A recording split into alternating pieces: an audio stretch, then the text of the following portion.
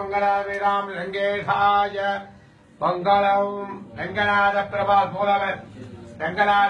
மூலவர் திருமுக மண்டலம் ஆதிசேஷசேனம் நாபீகமர்த்தண்ட பிரம்மா தொப்பில் வழியா பிரம்மா பக்கத்துல மகாலட்சுமி திருவடி சேவை திருவடிண்ட பூமாதேவி நான்கு வேதங்களை உபதேசிக்கிறார். நான்கு வேதங்களை காப்பாற்றி வருவார். மச்சவதார ஸ்தலம்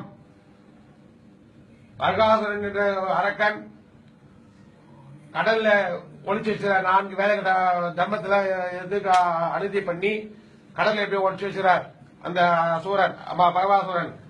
அந்த சூரனை மீட்டு மச்சவதாரம் எடுத்து அந்த நான்கு வேதங்களை காப்பாற்றி பிரம்மாவுக்கு ஒப்படைத்து லோகத்துக்கு பரப்புறார்.